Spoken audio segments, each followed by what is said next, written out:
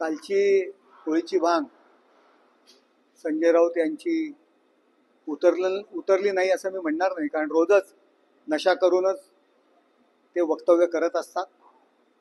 पृथ्वीराज चव्हाण यांनी स्वतः या गोष्टीचा इन्कार केलेला आहे, त्यांनी नकार दिलेला आहे. पण मला यापुढे जाऊन संजय राऊत यांना प्रश्न विचारायचा आहे की जर तुम्हाला माहीत होतं की एकनाथ शिंदे साहेब काँग्रेसमध्ये जाणार होते तर तुम्ही त्यांना नेता का बनवलं, नगरविकास मंत्री का बनवलं? म्हणजे तुम्ही त्यांना घाबरत होतात का? उद्धव ठाकरे घाबरत होते? त्यांच्यावरती जबाबदारी टाकून आता महाराष्ट्रामध्ये निवडणुका जिंकण्याचा प्रयत्न का करत होतात जर ते काँग्रेसमध्ये जाणार होते तर? म्हणजे तुम्ही त्यांना त्यावेळी घाबरत होतात. त्यांची लोकप्रियता आहे, लोकांमध्ये एकनाथ शिंदे खूप लोकप्रिय आहेत हे तुम्ही मान्य केलं होतं, याचाच अर्थ होतो. अहो संजय राऊत, ज्या झाडाला ना फळं लागतात त्याच झाडावर लोक दगड मारतात. आता एकनाथ शिंदे यांच्याच मागे का सर्व पक्ष लागले की तुम्ही आमच्या सोबत या? कारण महाराष्ट्रामध्ये जनतेमध्ये ते फार लोकप्रिय आहेत. रात्रंदिवस ते लोकांमध्ये काम करत असतात. सर्व लोकप्रतिनिधी त्यांच्या मागे आहेत. अहो, ज्या झाडाला फळं देऊ शकतो, फुलं देऊ शकतो, सावली देऊ शकतो, त्याच झाडाखाली लोक येऊन थांबतात. तुम्ही निवडुंगाचं झाड आहे, ना तुम्ही फुलं देत, ना तुम्ही फळं देत, ना तुमच्यामधून सावली मिळत. कोण तुमच्याकडे येणार आहे? अहो, ज्या ठिकाणी तुम्ही राहता त्या ठिकाणी सुद्धा शिवसेना पक्षाचा नगरसेवक तुम्ही निवडून आणू शकला नाही. त्यामुळे साधं नगरसेवकाची सुद्धा ऑफर तुम्हाला कोण देणार नाही. त्यामुळे मी समजू शकतो की एकनाथ शिंदेवरती जो काही राग आहे, जो मत्सर आहे, जो तिरस्कार आहे, हा पूर्वीपासून तुमचा होता आणि त्या रागापोटी, त्या मत्सरापोटी आपण अशा पद्धतीचे वक्तव्य करतायत. पण आम्ही समजू शकतो की एकनाथ शिंदे साहेबांची जी की लोकप्रियता आहे असे आरोप करून तुम्ही मान्य करताय, याबद्दल मी तुमचा आभारी आहे. अजून देखील महायुतीमध्ये रुसवे फुगवे आदळ आटपट आहे असं देखील म्हणतात ते संजय राऊत. काही शक्य आहे, मात्र जी ऑफर दिली ती मुंगेंड किवारला तर नाही ना, असं देखील.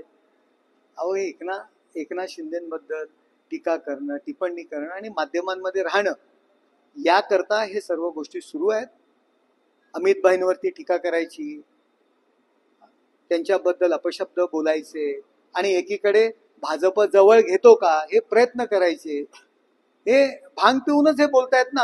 अहो, अमित भाईंवरती रात्रंदिवस टीका करतात, ती भाजप यांना जवळ घेईल का? पण भांगेच्या नशेत ते करत असतात. टीका टिप्पणी केल्यानंतर त्यांच्याच लक्षात येतं मी काय बोललो, पुन्हा दुसऱ्या दिवशी नशा करून अशाच पद्धतीचे वक्तव्य करतात.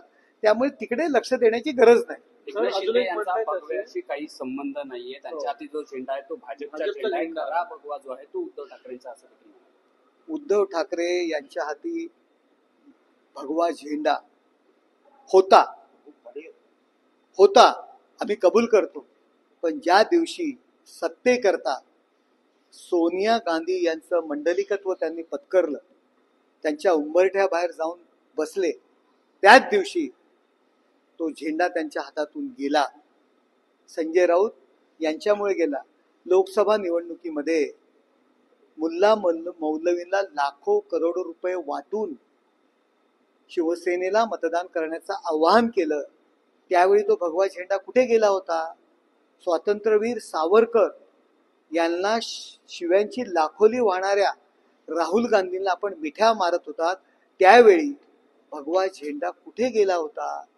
अहो, हिंदू हृदय सम्राट हे म्हणण्याकरता तुम्हाला लाज वाटत होती, त्यावेळी हा भगवा झेंडा कुठे गेला होता? अहो, काल परवा जेव्हा या महाराष्ट्रातून क्रूर औरंगजेबाचं स्मारक नष्ट करावं, या देशातील मुघलांची स्मारक, इंग्रजांची स्मारक ज्यांनी या देशावर आक्रमण केलेत ही नष्ट करावे, हा मुद्दा ज्यावेळी मी संसदेत मांडला, दुसऱ्या दिवशी आपण त्या क्रूर औरंग्याची बाजू घेतली, त्यावेळी तुमच्या हातातला भगवा झेंडा कुठे गेला? अहो, तो भगवा झेंडा, तो अधिकार, तो हक्क तुम्ही कधीच सोडलेला आहे. तुम्हाला भगवा झेंडा हे नाव घेण्याचा सुद्धा अधिकार राहिलेला नाहीये. काँग्रेसमध्ये जाण्यासाठी त्यांनी जी दोन नावं घेतली, पृथ्वीराज चव्हाण असेल, अहमद पटेल, ते सध्या राहिले नाही, अशा दोघांची नावं घेतली आणि सकाळी जी बैठक दिल्लीत झाली असं त्यांचं म्हणणं आहे.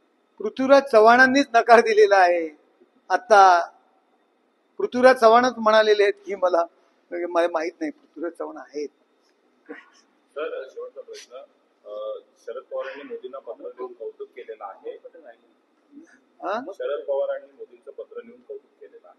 नरेंद्र मोदी साहेब काम करतात. पवार साहेब हे देशाचे नेते आहेत. त्यांना कळतंय की कोण काम करतं कोण करत नाहीये. त्यामुळे काम करणाऱ्या माणसाचं नेहमीच कौतुक होणार. त्याच्यामध्ये राजकारण करण्याची गरज नाही. ते संजय राऊत आणि उद्धव ठाकरे यांना कळत नाहीये. तर अनेक योजना ज्या आहेत ते मुख्यमंत्री एकनाथ शिंदे असताना त्या आता कुठेतरी स्थगिती दिलेल्या आहेत. नाही, कुठेही स्थगिती दिलेली नाहीये. सर्व योजना सुरू आहेत. कुठल्याही प्रकारची स्थगिती मिळालेली नाही.